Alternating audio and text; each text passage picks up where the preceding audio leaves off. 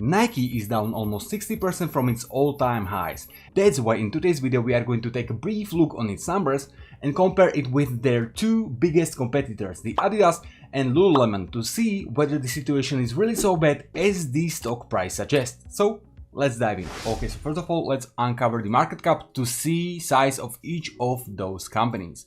As we can see, the biggest one is the Nike with the market cap of around 111 billion US dollars. The next one is Adidas with $40.5 billion, and the smallest one, the Lululemon, with the market cap slightly below the 40 billion US dollars. But as we can see, those two at the left are in quite comparable size. When we will take a look on how they are all performing since the start of the year, we can see that only Adidas is in positive numbers since the start of the year, and that's by 11.6%, while the price of Lululemon, same as the Nike, dropped in this year by more than 30%. The stock price of Nike is minus 31% this year, and Lululemon has minus almost 40% just since start of the year. As the SP 500 index is year to date up around the 22%, we can see that all of those stocks are heavily underperforming in comparison with the main index. But that might also sign that all of those which are part of the consumer discretionary sector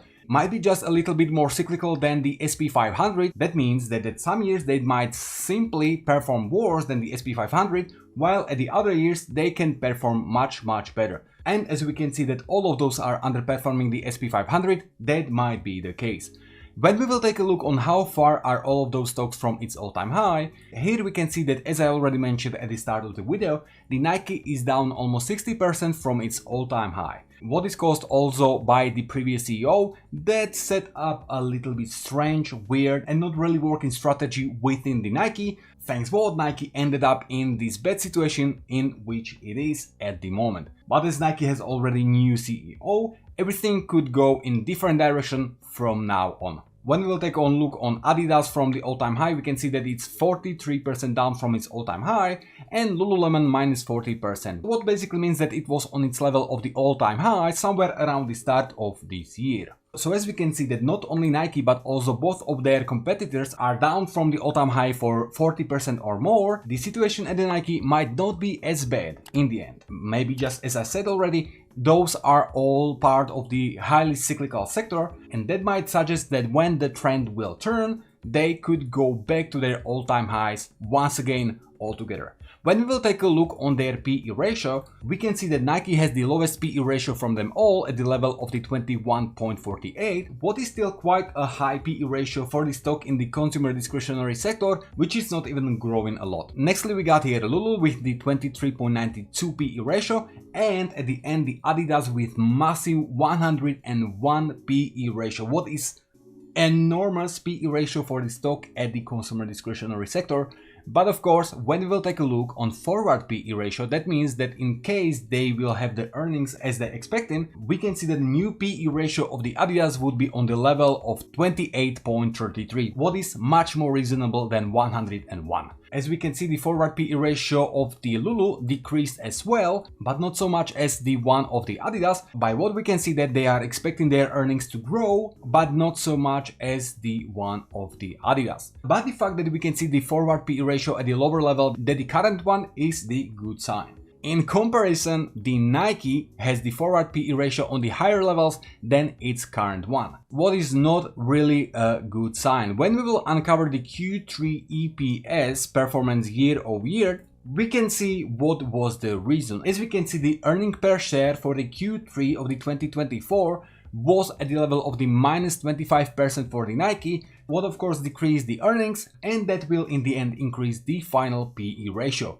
As there was growth of the EPS for the Lulu and the massive growth for the Adidas, we can see that their forward PE ratio get lower in comparison with the Nike. And here also we can see the reason why the current PE ratio of the Adidas is at these so high levels. Because when you grow on your EPS year to year by 70% and more, that of course a great sign for your stockholders. So this is why this evaluation make a sense in case of the Adidas. Okay, so now when we will take a look on the Nike situation in comparison with its competitors, we can see that it's really not so good. Quite high PE ratio in comparison with the earnings, the EPS is lowering year to year, and when we will uncover the capex, we can see that there it's not optimal as well. Here we can see the levels of capital expenditure for each of those companies. We can see that the lower one has the Adidas and the highest one has the Nike. Now we could argue that 30% higher capex is bad for the Nike, but as Nike has more than twice of the total revenue of the Adidas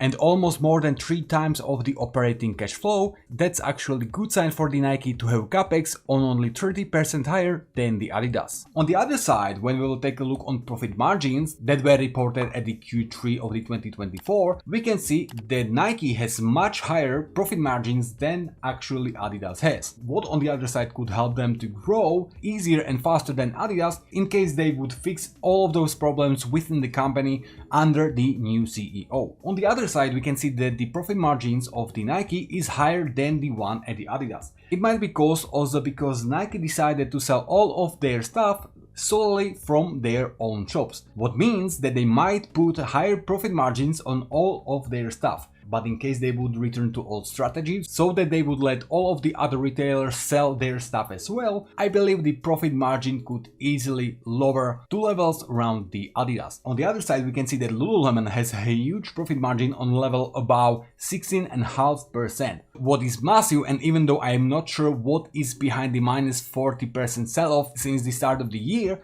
this could easily help them to get back on some normal numbers. Okay, so we saw some bad numbers for the Nike, some good numbers for the Nike. In the end, it's really hard to say at the moment where it could go.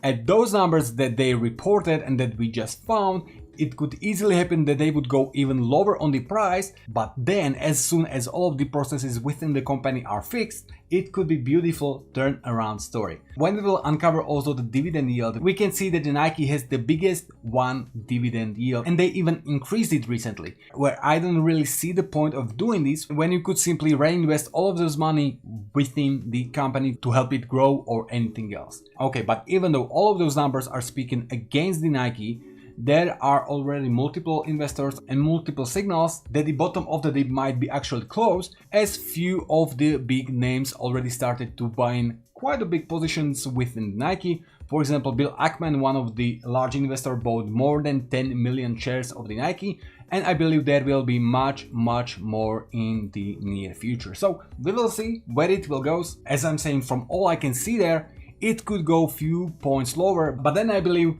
it could easily go up. Whether they will reach their all-time high or go even higher, I cannot say, and as this video is definitely not financial advice, I'm not saying to buy or sell or whatever do with any of the stocks, but we at least run from the default numbers, and now you got much more information to decide whether you will go in, hold, sell, wait, or whatever else. Okay, so ladies and gentlemen, that's all for today's video. In case you would like to see more videos like this, don't forget to hit like, subscribe, and let me know in the comment section on which stock we should take a brief look nextly. But for today, that's really all. Thanks for watching, have a nice day, and see you all next time.